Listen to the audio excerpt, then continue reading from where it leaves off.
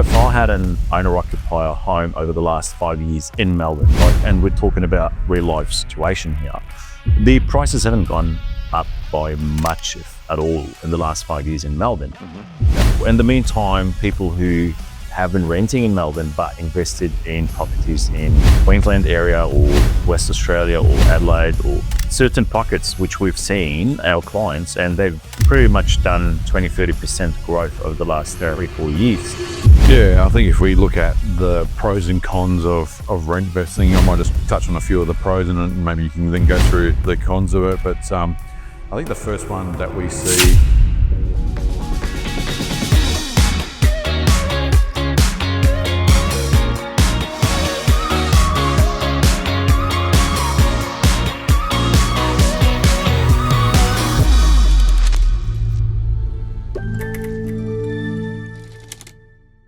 Welcome back to the Brokers Lounge. As usual, you've got Eddie and Carlo with you, and every week we try to bring in a new topic to discuss what's going on in the financial housing market, mortgage broking, and then everything in between. And for this week, we chose a topic which has been a bit popular recently called rentvesting, and which basically means you rent where you want to live and invest somewhere else.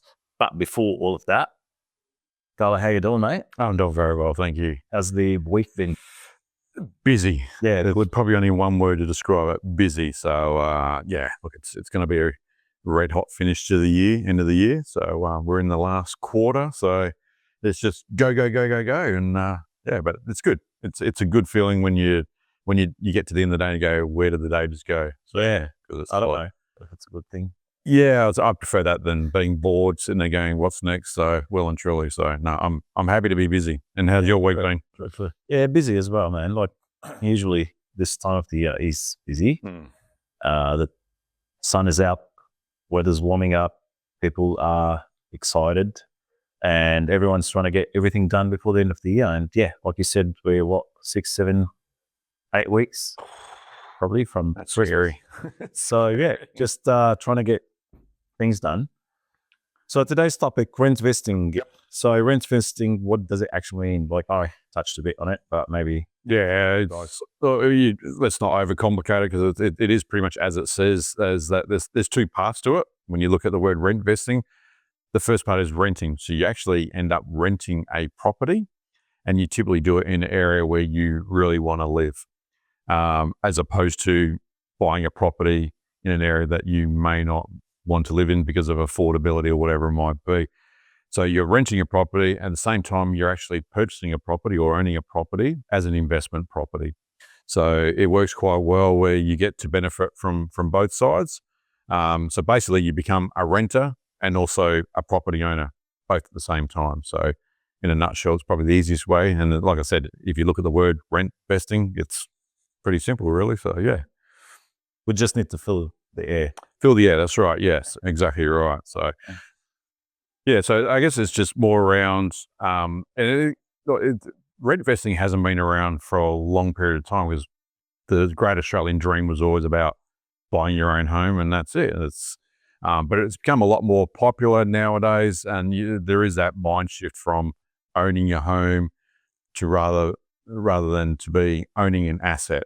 So, and there's lots of different reasons for it. Maybe we just go into, why has rentvesting gained so much popularity over the time? So maybe if you want to just talk about that side of things. So yeah, like the rentvesting has gained lots of popularity recently, and that's due to a few factors, I guess, like affordability is being the main one. So obviously main close suburbs to city or, good regions have gone up heaps in price. Yeah. And if you have to afford these places, then you got to come up with a significant deposit. You got to be able to afford the loan repayments. So people who want to live in these areas but can't or don't want to actually commit to a large mortgage, then they choose to rent in those areas, and then they end up paying a lot less in rent than actually owning the mortgage. So that is one of them. Flexibility. So based on personal experience from what we've seen is some people, they just like the flexibility to live somewhere close to where the kids are, school kids are, where that sounded fun, where the school is, where work is, where, everything's close by to avoid traffic. So that actually helps a lot of people be in that area without, paying 300-400 Ks in a deposit to afford a property.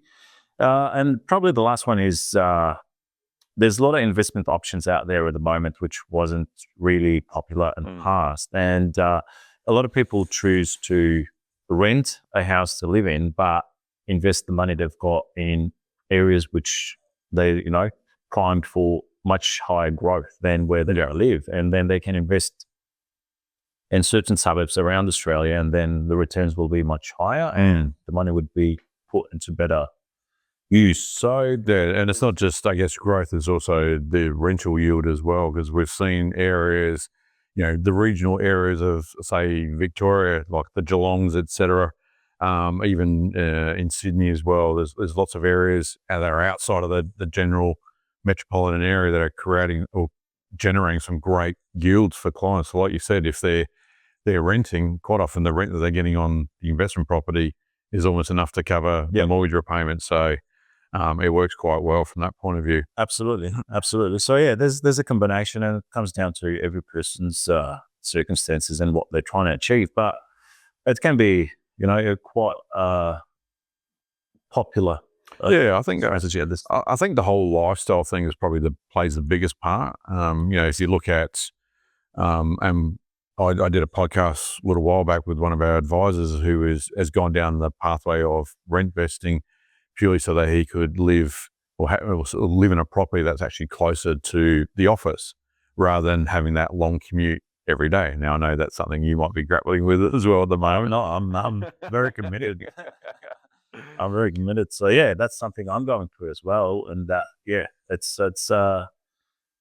look, there's a few moving parts that can overwhelm you, but I think the thought here is, like you said, just move closer, because we waste so much time commuting, and especially Melbourne's traffic has been a nightmare in the last couple of years, and it's just and will continue to be so. Yeah, exactly. So it's just being closer to work, being closer to school, save time on commuting and put it to better use.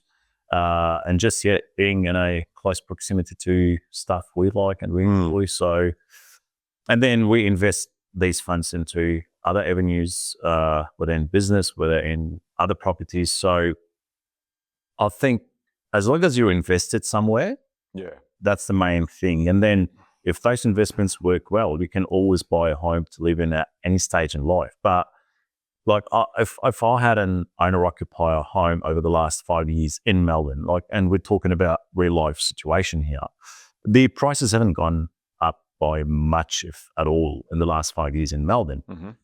In the meantime, people who have been renting in Melbourne but invested in properties in Queensland area or West Australia or Adelaide or certain pockets, which we've seen our clients, and they've pretty much done 20-30% growth over the last 3-4 years.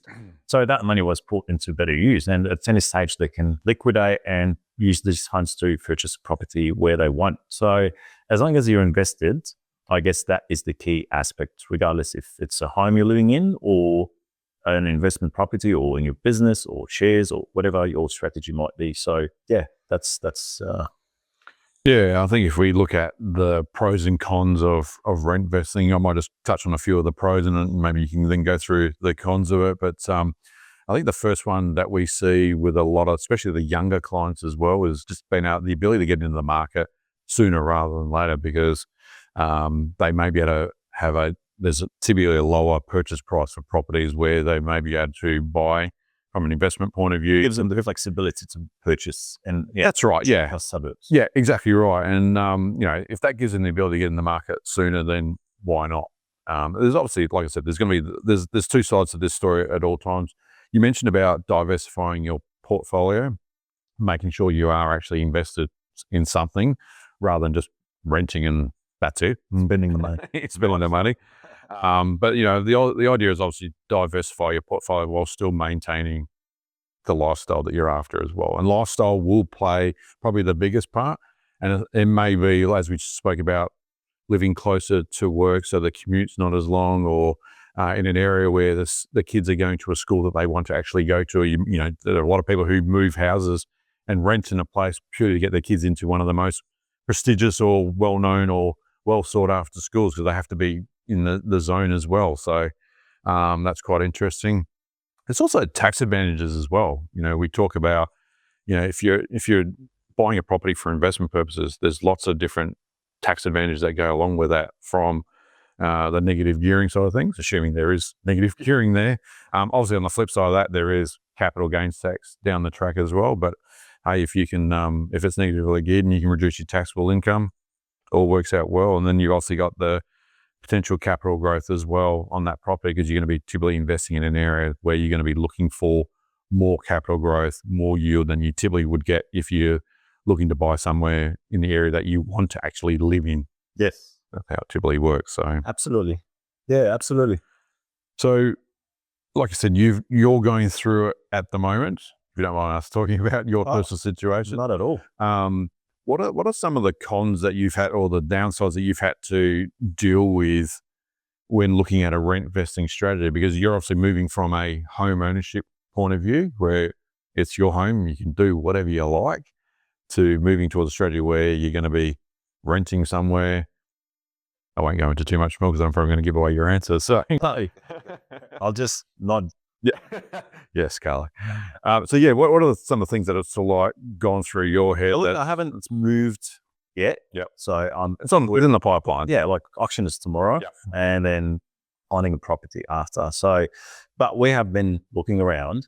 Now, to be very honest here, like, rent is not cheap. Okay, especially the proximity we're looking at, the areas we're looking at, we probably end up paying more in rent than we pay towards our mortgage at the moment. Yeah. But at the same time, if we want to live in these houses that we're looking at, we'd probably be paying a lot more in a mortgage. Okay, so if you're living in a $2 million property and paying $5,000 in rent per month, that's fairly reasonable. Yeah. Rather than living in an $800,000 property somewhere you don't want to be, and then pay $4,000 in rent and mortgage. So it depends where you want to live, I guess. But the second part is not having that connection to the property. But I guess that's like, I've gone through a mindset shift, because it's always been like, oh, buy a house and pay it off and buy another investment property later on. But then you realize, like, if I get to choose where I want at any time, I mean, it's a great thing. And then with rent, it's easy to move from one rental property to another, which can be a downside for a lot of people, that constant moving. Hopefully we don't have to go through it. Yeah. If you have to, it's easier to find another rental property and then move into that straight away without timing settlement and timing, you know, all these sort of things. So and the costs they go with moving it. If you're buying and selling a property, you got agents fees, selling costs, stamp duty costs. Yeah, exactly. So all these things you don't need to worry about, and you're constantly choosing places you want to live in. And it's very flexible, to be honest. And the cons of renting, if we want to discuss that, it's probably the home ownership security. Like, I totally understand it, where it's like, what if in 10 years things don't perform the way you want them to perform, and good luck being able to purchase something again, and going through a full 30-year mortgage and all that sort of stuff. Yeah. To me personally, I'm a risk taker, I guess. I'm in my prime years, I guess, you know. And not like an old man like me. Is that what you're trying to tell me? I'm just looking about myself.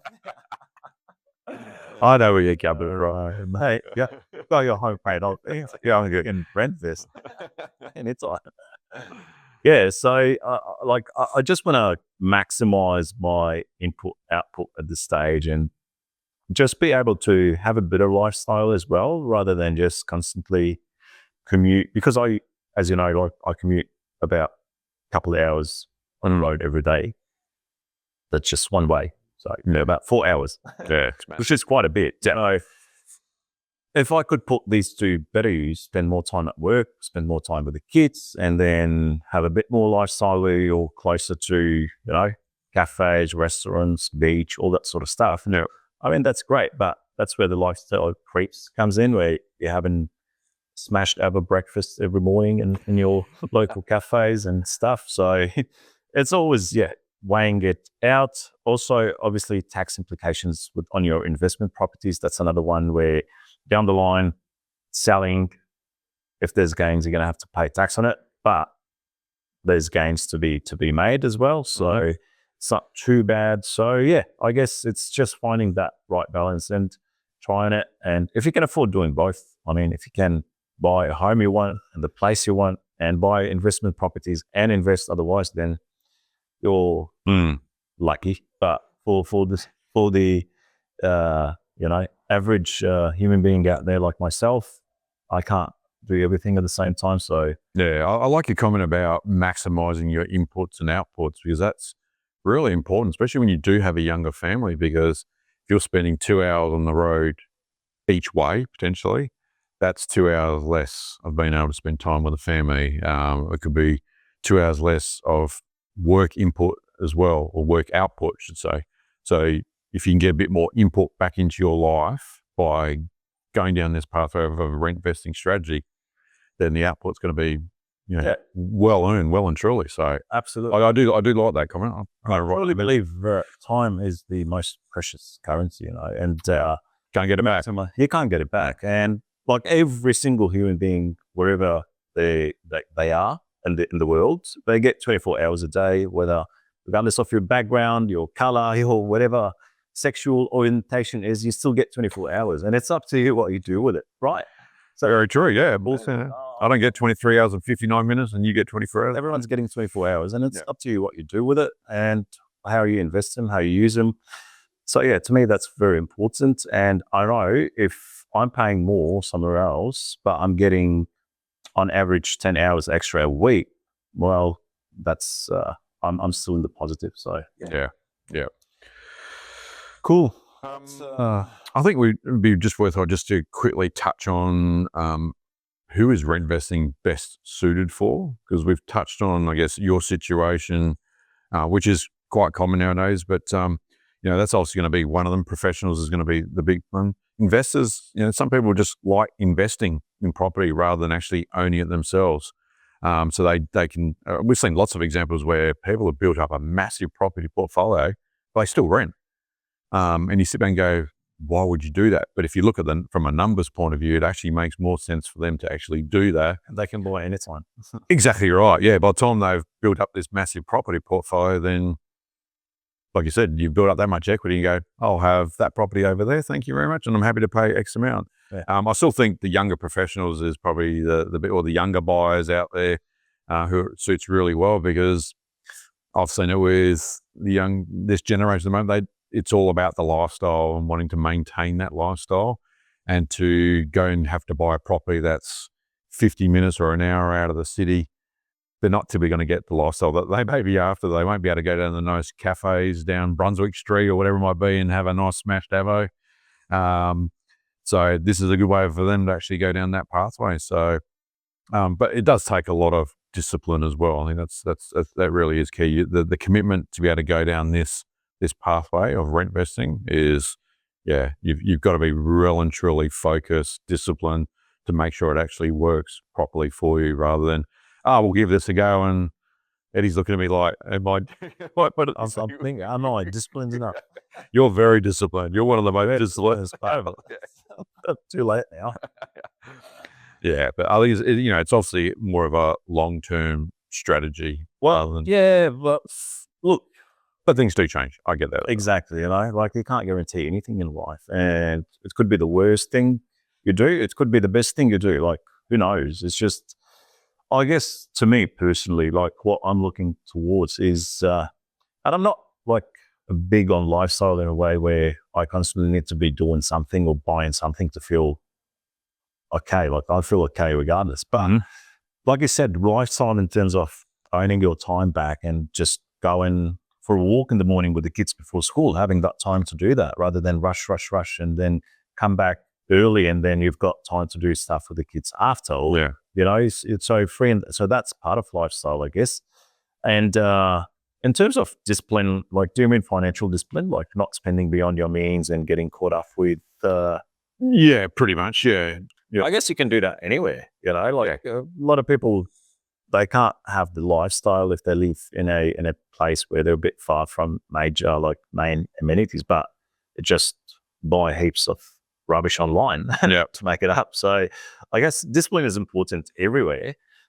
Probably the biggest downside of it, like we said before, is that instability in terms of, like, oh, we're selling the house now, you need to move, or oh, we need to move into the property, you have to move, and like moving around a bit. But if you look at it from the other side, it's all right, breaking the routine where you live in a different property every few years. Not too bad. Yeah, I don't like this anymore. We'll go somewhere else. Yeah. Yeah.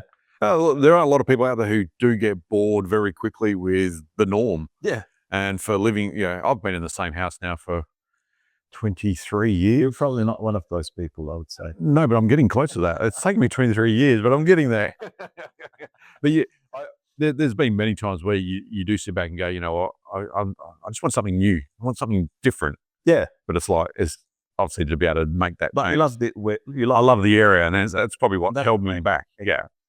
But if you're reinvesting, you could potentially, all right, let's go rent a property on the beach. You know, let's try that. And then you get to try it. And then, okay, let's, obviously, if work permits and, you know, your arrangements permits, but there's that flexibility in terms of trying different areas, different locations, see what you enjoy. And then I was looking for a sea change. Exactly. But down the line, you're like, you know what? I got this out of my system. I tried this. I thought I would like it. I didn't like it.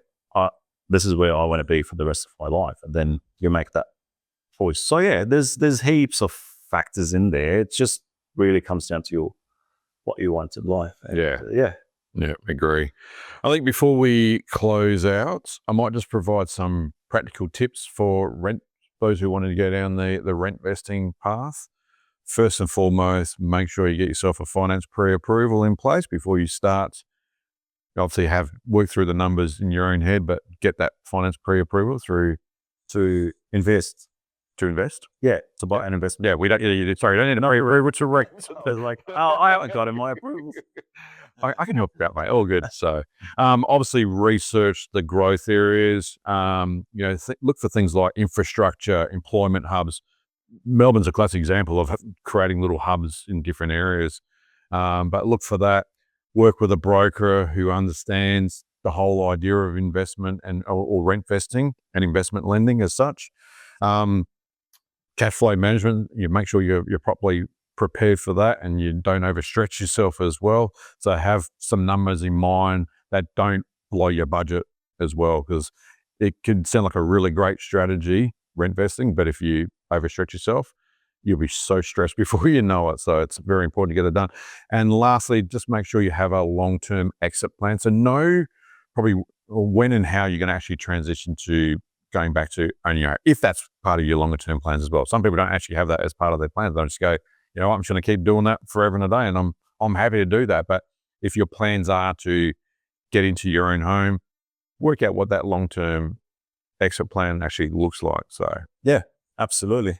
And maybe you can add in there working with a buyer's agent, because that's been really helpful for our clients in the past, where they know exactly where to buy and growth suburbs where you find good returns on your investments. And also something to be mindful about is if you're renting and you're buying investment properties, just factor in a buffer in there in terms, if the property is not rented out, your investment property is not rented out, then you're going to be paying your rent, you're going to be paying the mortgage on your investment property, and obviously all the costs involved with owning an investment property, your rates, your insurance, all that sort of stuff. So best to have a chat first with. Yeah, and when I mentioned about researching the growth areas, like you said, engage the professional to do that, because not everyone has the time to do it. Exactly. But if you're into that and you've got the time to do it, by all means go for it. But engage professionals. Perfect. Anything else? No. I think, we pretty much touched on most things. Yep. So closing, basically, rentvesting isn't for everyone. And Some people love it, some people hate it. It's all down to your personal circumstances, down to what you want to achieve, down to how you want to live your life, basically. And really look into it, have a chat if you want to try it out. And it's really a very popular strategy now. That's obviously the end of today's episode, and we hope you've really found it quite useful. If you have any additional questions, please do drop us a line.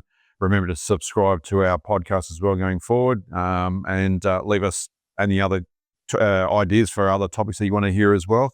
But I guess until next time, we'll catch you later, and thanks for joining us. Thank you. Take care, everyone. Disclaimer: the information contained in this podcast is general in nature and does not take into account your personal circumstances. Head to the show notes if you want to book a free call to discuss your personal situation.